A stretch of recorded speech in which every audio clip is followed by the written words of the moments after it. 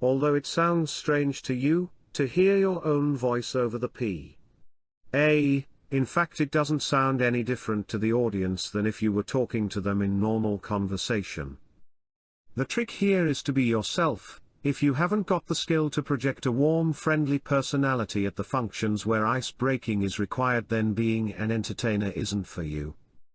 The trick is to find a balance. Most people would simply hire the gear, saving around 50% of a DJ's booking fee, and throw a now CD on if human input and personality wasn't important to them.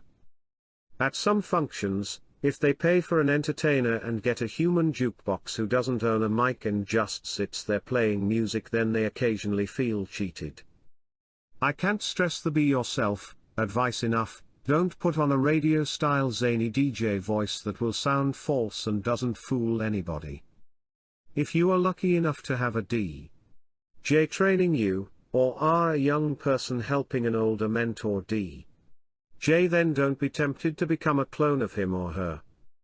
Adopt your own mic style, not a false voice. Use your own taglines, but don't rely on the same cliches 20 or 30 times a night. This becomes boring and predictable. Do not rely on that this is introductions all night. At some functions, going out with a radio mic and creating banter with your audience is a great way to break the ice at the beginning of difficult, non-formal functions, and a good way of encouraging them onto the dance floor early on. You can relax the mic work and the frequency of them once the dance floor is filling. Of course, there are always going to be functions where you need more mic work than the last, and other functions where it is going to be little mic use, but the key is to develop a style and strengthen confidence in your mic working ability, and to rely on non-stop music alone to do the work for you. Just be yourself, and talk normally into the microphone. The thing to work on is to speak with confidence and clearly, and try to pace yourself. Speaking too fast will make what you are saying sound garbled. Speaking too slow will make you sound like you are addressing a bunch of village idiots.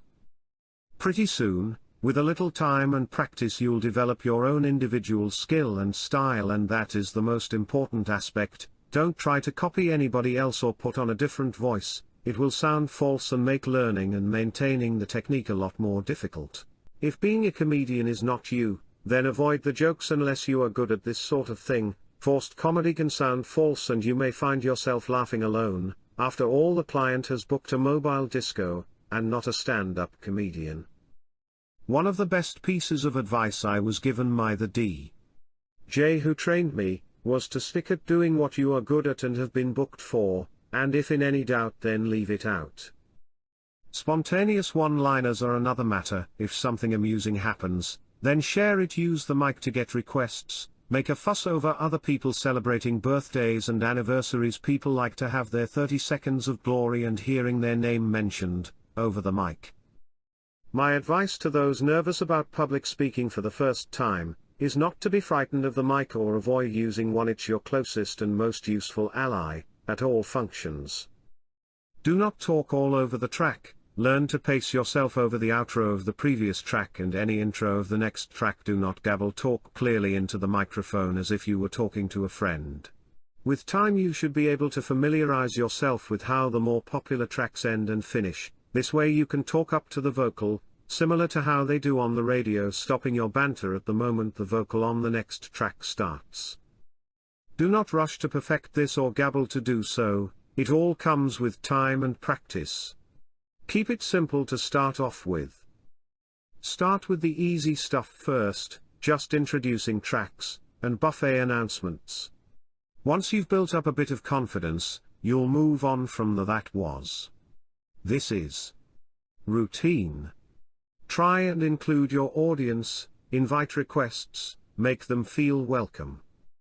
Even if you are having a difficult gig, don't take it out on the audience and try and look like you are enjoying yourself, even if it's not going to plan. Do not worry about making mistakes on the mic. We all do from time to time, but don't draw attention to it, or dwell on it. It will just make it worse. Besides, making mistakes shows that you are human, and not a pre-programmed jukebox.